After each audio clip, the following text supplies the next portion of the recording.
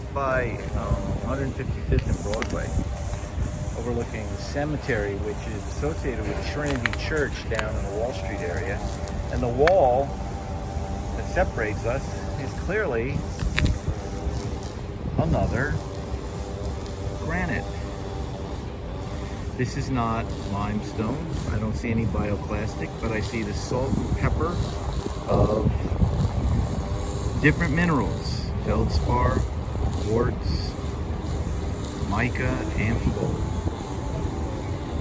And cemeteries are often an interesting place to go and look at rock, because the headstones will be made out of different materials.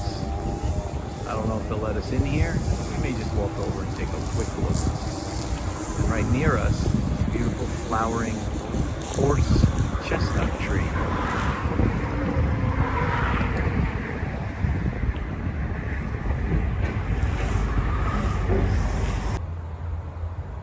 So we're up in Fort Tryon Park, where we can see some beautiful flowering plants. This is something in the mint family. I'm not sure exactly what it is.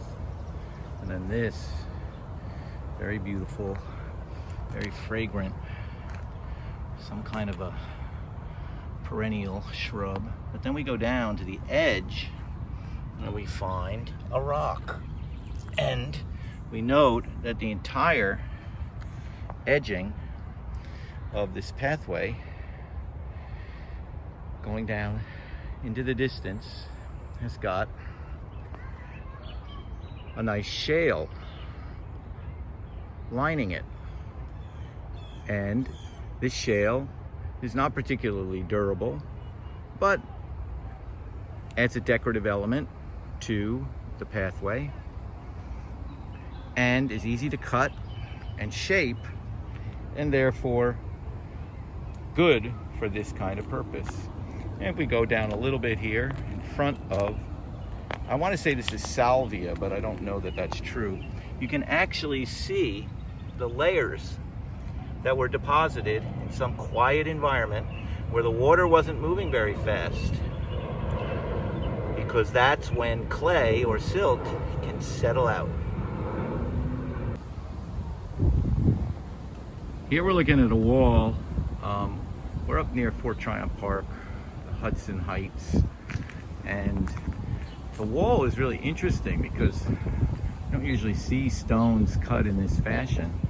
They're not absolutely mortared tight together. There's a lot of space between each one, but when we move in and as we look even from here, let's just stop actually, the sheen that they give off is because of a mineral that we should now be somewhat familiar with that characterizes metamorphic rock.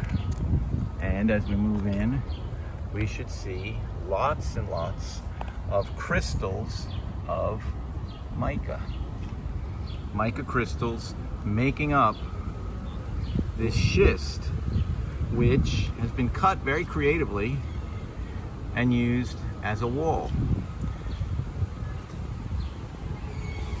This kind of reminds me of these amazing walls that were made in Peru in pre-Columbian times that have absolutely no mortar, and there's a famous rock, I think, that has 12 angles to it.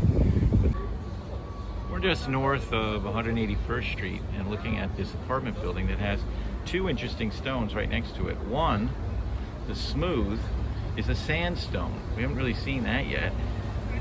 And if we get close to it, you can almost see tiny little individual grains of sand that are loosely glued together. There's a stone that would be easy to cut and turn into this decorative doorway. Very pretty. But if we move back down, we can see that we also have a gabbro. We have some gneissic metamorphic rock, which makes up the base of this building, and unusually is actually forming the window frame of this lower level of the building. Usually this kind of rock doesn't cut cleanly enough to do that. So we have gneissic foundation sandstone around the door, and some lovely multicolored bricks. I just thought I'd stop because same building, you can really see beautiful banding on this nice, followed down by this one. Sorry for the air conditioner making a little noise. A lovely use of what to me is a nice. If you look at where the wall changes from an old, thick mortared, probably Manhattan schist, blocks piled, to over here, where you see rectangular, what are actually panels of probably thin pieces of, who knows if they're Manhattan schist, that were glued onto or glued together, and then the panel was hung off of some kind of frame. This whole new section here failed some, I don't know, about 10 years ago. The whole wall just collapsed down towards the highway, threatening the buildings behind it. So it was imperative, essential, that they rebuild. But in comparison to the old wall, it's kind of a fake, although it may do the job just fine.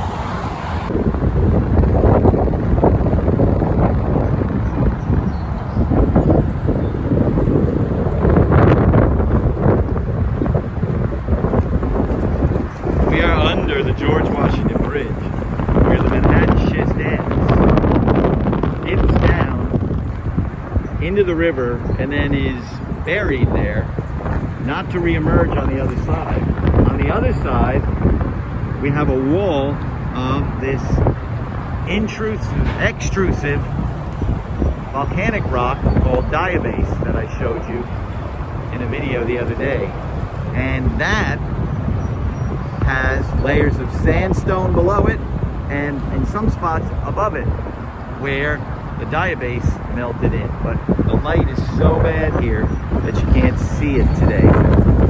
But here's the end of the Manhattan schist, dipping down into the Hudson River underneath the George Washington Bridge.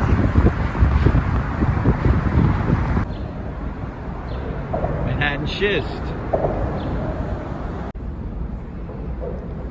A pile of shale. Old and new. Granite.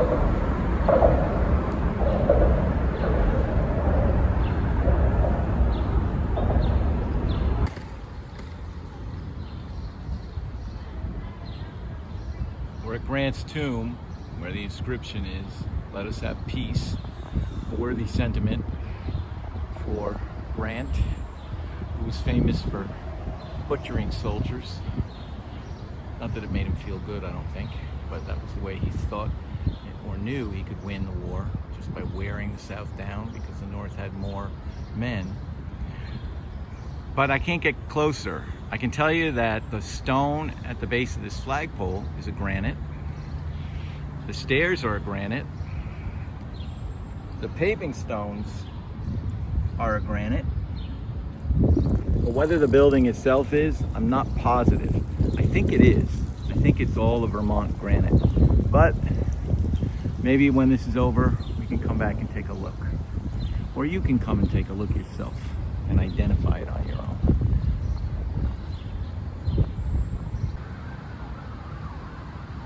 So we're now on the Upper West Side, not too far from school.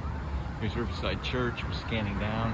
I wanted to get close to the church, but it's all under scaffolding.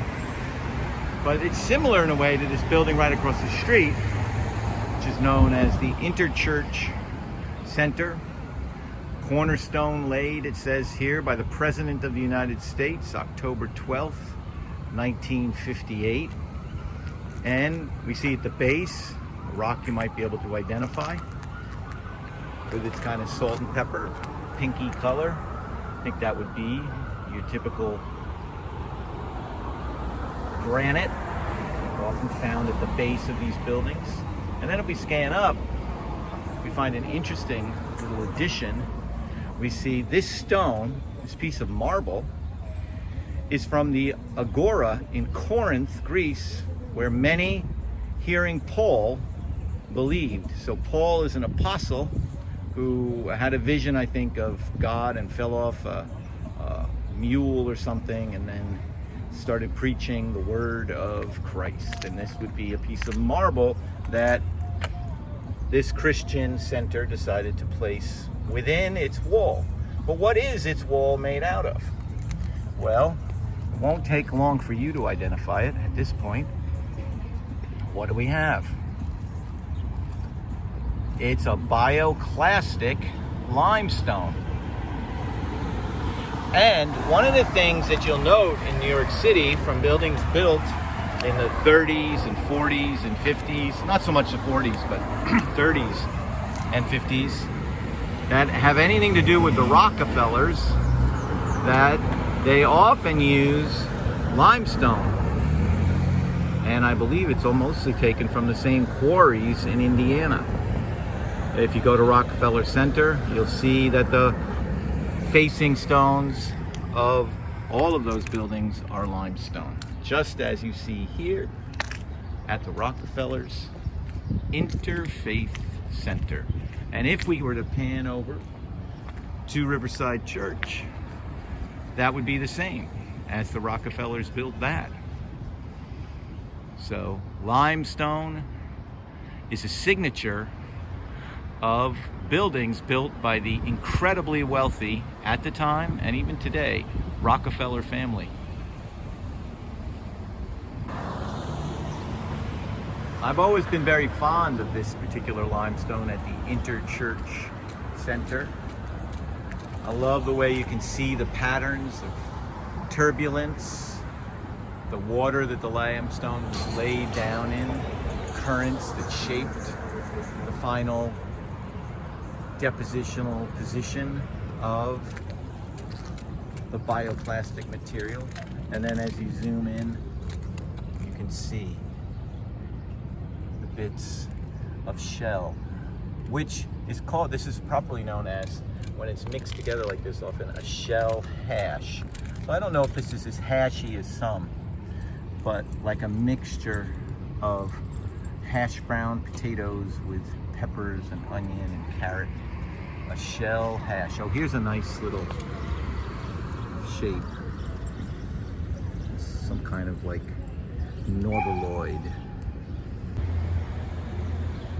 A quick stop in front of this Interchurch Center, and we come upon something we haven't really seen yet, which is a polished granite. It's all smoothed out, and it becomes easier to see. The gray is quartz, the pink and white is feldspar, and the dark bits are either biotite mica, probably biotite mica, and amphibole. We can see how they use this for the front of the building, where they didn't want the limestone, I guess, to weather as much, because limestone does wear out quickly. And then we can see where the limestone meets the granite here at the base.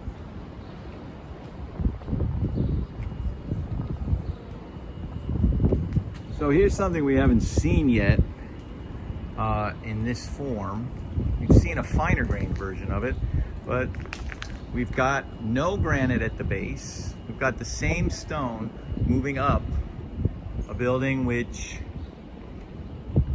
has limestone for sure above this base stone, and then limestone going up decorative with the brick. But what is this stone around these big windows and going down to the sidewalk? Well, let's go up and look. Kind of interesting. We have not seen this before. This is essentially a conglomerate with many grains of what are particles of sediment that are just bigger than sand. There's definitely a matrix of sand here. It's actually more of almost a breccia because of the angular nature of the particles. And we can see little pieces of feldspar. I can see that's the pink. Probably some grains of quartz in there. Don't know what these pieces of gray here are. But this is something that we've definitely not seen before. We see some black minerals that could be perhaps amphibole, something hard, or pyroxene. And this then is some kind of sedimentary, clastic, fragmentary, land-derived sediment that has been used for the base of this building, large blocks, all the way down the sidewalk at Barnard College on Claremont Avenue.